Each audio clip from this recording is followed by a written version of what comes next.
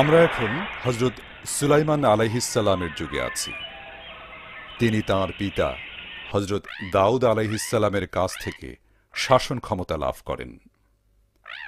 আল্লাহ তাদের দুজনকে বিশাল রাষ্ট্রের অধিপতি করেন এবং জিন জাতিকে তাদের অধীন করে দেন, যারা তাদের জন্য বিশাল বিশাল প্রাসাদ তৈরি করেছিল। শুকরিয়া মহান আল্লাহর, যিনি আমাদেরকে সৃষ্টি করেছেন এবং সুলাইমানের মতো নবী দিয়ে সম্মানিত করেছেন। সত্যি তিনি তার পিতা হযরত দাউদ আলাইহিসসালামের নিকট থেকে ক্ষমতা গ্রহণের পর প্রত্যেকটা সৈনিক এবং রাষ্ট্রের প্রত্যেকটা নাগরিক পূর্ণ আনুগত্য প্রকাশ করছে। আল্লাহর ধর্ম যুগে যুগে এভাবেই পৃথিবীতে টিকে থাকে।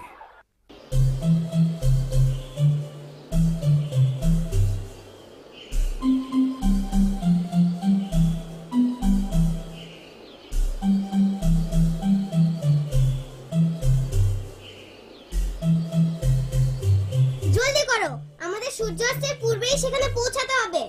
কিন্তু বোঝাটি খুবই ভারী, আমরা আগামীকাল করতে পারি না? আজকের কাজ কখনো আগামীকালের জন্য ফেলে রেখো না, এটা আব্বুর উপদেশ। কিন্তু শস্য দানাগুলো খুব ভারী এবং আমাদেরকে অনেক দূর যেতে হবে।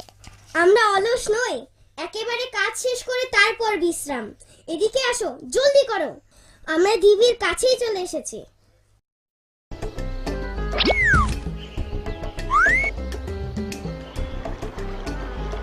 এখন আমরা ওপারে যাব কিভাবে? দাঁড়াও, আমার একটা বুদ্ধি আছে। আমি আবার চেষ্টা করব। কাঠ থেকে শক্ত করে ধরতে হবে, জলদি করো, আমার উপর দিক দিয়ে পেরিয়ে যাও। কিন্তু তুমি তো পিঠে ব্যথা পাবে। পিপিলিকাদের কাছে খাবার সরবরাহের জন্য এখনই উপযুক্ত সময়। খুব তাড়াতাড়ি, হাত পিছলে যাবার আগেই পার হও, জলদি। শুকরিয়া, সবাই ঠিকঠাক পার হয়েছে।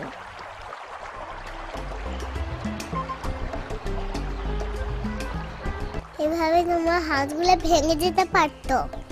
এটা আমার কর্তব্য। উফ, আমার পিঠ। এটা আমাদের বহন করতে হবে। পুরো শীতকালের জন্য এটা আমাদের খাদ্যের মজুদ।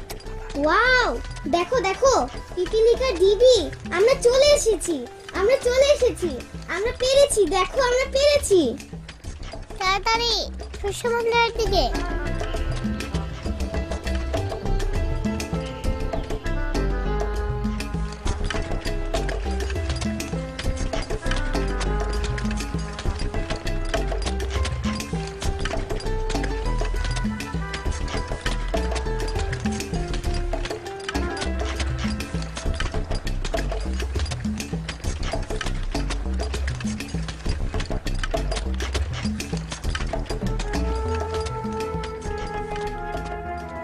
শুকরিয়া আল্লাহর, তুমি আমাদের বিশ্বাসী বানিয়েছো। সকল প্রশংসা তোমার, যে তুমি আমাদের নবী সুলাইমানের সময় সৃষ্টি করেছো, যিনি আমাদের ভাষা বোঝেন, যিনি সকল পশু পাখি এবং জিনেদের ভাষা বোঝেন।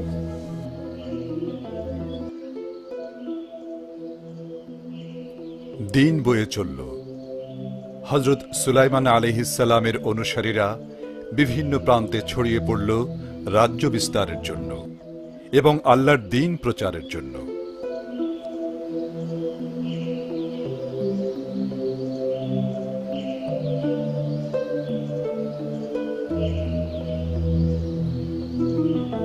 গাছে প্রচুর ফল ধরেছে এবং শস্যের ফলনও ভালো হয়েছে। এটা আল্লাহর বিশেষ রহমত, যা আমরা পেয়েছি নবী সুলাইমানের দোয়ার জন্য। ঠিক তাই, এবং তার পূর্বে তার পিতা দাউদ আলাইহিস সালামও সবসময় আল্লাহর প্রশংসা করতেন। শুকরিয়া আল্লাহর, আমাদেরকে মুসলমান বানানোর জন্য।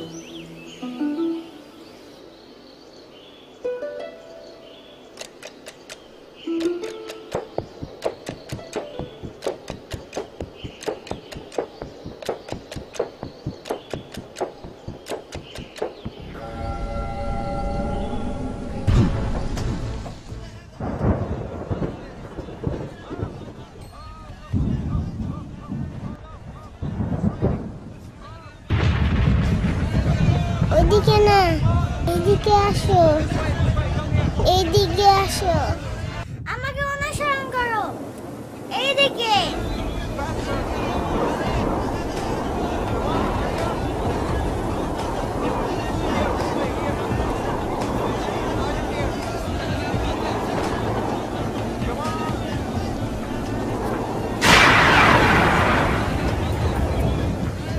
হায় হায়, আমি ফাঁদে পড়েছি। আমি ডুবে যাচ্ছি। সাহায্য করো, সাহায্য করো, আমাকে সাহায্য করো। আমাকে আমাকে একা ফেলে যেও না। আমি ডুবে যাচ্ছি, ডুবে গেলাম যে। সাহায্য করো, সাহায্য করো। অপেক্ষা করো বন্ধু, আমি আসছি। দ্রুত করো, আমি পারছি না, ডুবে যাচ্ছি, ডুবে। ওকে বাঁচানোর জন্য কিছু একটা করতেই হবে। ও দারুণ, একটা ফুল পড়েছে পানিতে। আমি ওটাকে নৌকা বানাতে পারি।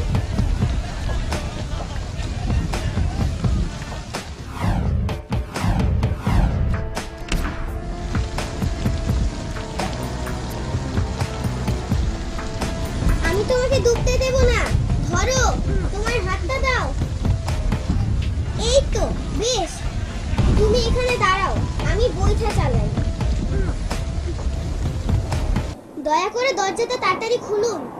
আমি ছোট্ট পিঁপড়াটাকে নিয়ে এসেছি। তাড়াতাড়ি করো, পানির স্রোত দরজার কাছে আসার আগেই। বাঁচা গেল খোদা, পেরেছি শেষ পর্যন্ত। বৃষ্টির ধারা অব্যাহত রইল। গ্রীষ্ম আসার আগ পর্যন্ত পুরো সময়টাতেই প্রচুর বৃষ্টি হল।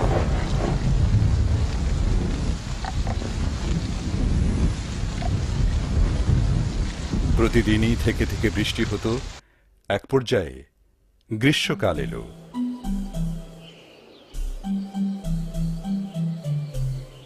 পিপিলিকা রাজ্যে আবার প্রাণচাঞ্চল্য ফিরে এলো।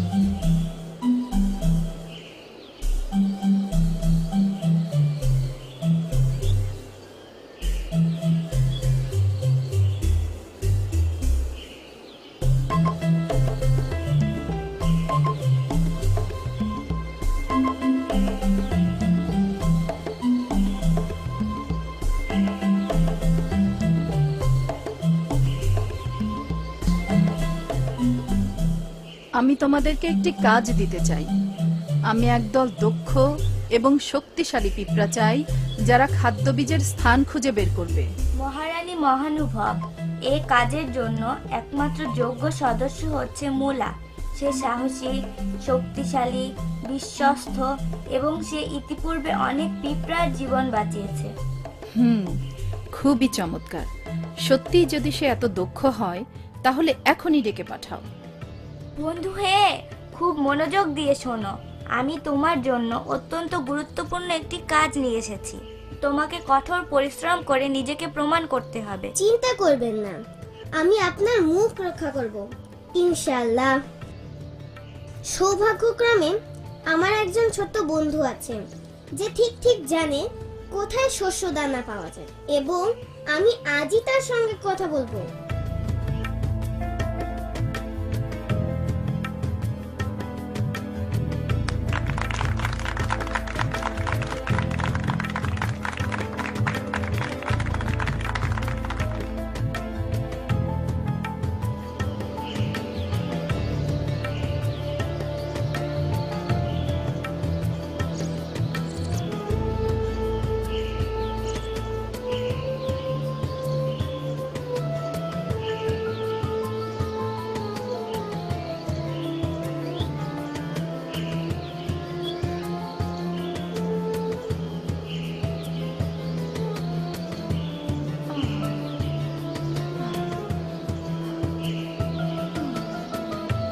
বড় ক্লান্ত আমি, ভীষণ ক্লান্ত, কিন্তু এখনো অনেক পথ যেতে বাকি।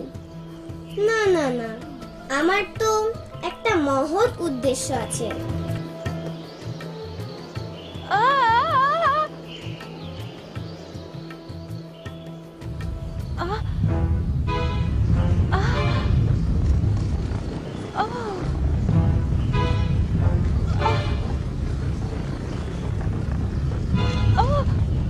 সাহায্য করো, এসব কি? আমাকে দ্রুত দৌড়াতে হবে, নইলে ওরা আমাকে মাটির সঙ্গে পিষে ফেলবে। না, আমি দ্বিধা করব না। আমাকে আমার সাথীদের বাঁচাতে হবে। যদি আমি আমার কর্তব্য পালন না করি, তাহলে আমার শক্তির কি দাম? সুলাইমান আলাইসাল্লামের বাহিনীতে যোগ দিয়ে আমি সম্মানিত। আমিও আল্লাহকে বিশ্বাস করি এবং তার নবীদেরও। এটা আমাদের সবাইকে শেষ করে দিবে। এ দেখছি এক বিশাল বাহিনী, এবং তাদের যে কেউ আমাকে পায়ে পিষে ফেলতে পারবে। হে আল্লাহ, এরা দেখছি আবার পিপিলিকার ঢিবির দিকে যাচ্ছে। এখন দেখছি আমার সব সাথীরাই মারা পড়বে। তাদেরকে জলদি সাবধান করতে হবে। সৈন্যরা দেখছি এই পথেই আসছে। আমি বরং এদিকেই যাই, দেখি তাদেরকে বাঁচাতে পারি কিনা। এই তো এসে গেছি। এই বন্ধুরা, শোনো, তোমরা তাড়াতাড়ি করে ঘর থেকে বেরিয়ে যাও। সুলাইমানের সেনাবাহিনী তোমাদের পিষে ফেলবে। ওরা এদিকেই আসছে।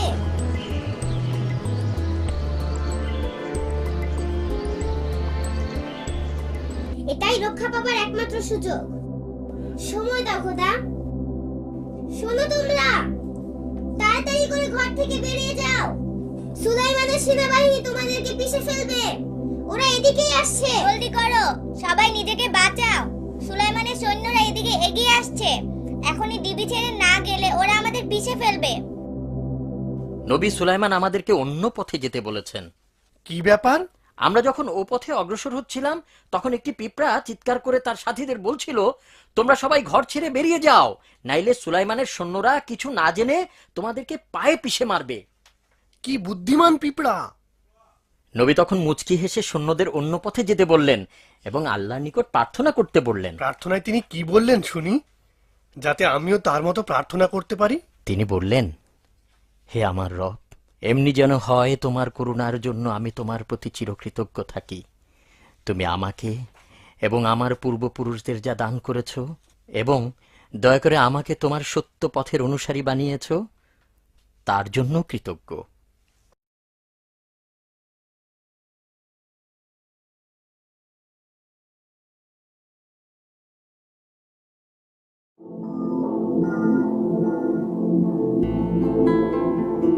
যখন আল্লাহ মাটি থেকে আদম সৃষ্টি করলেন এবং তাকে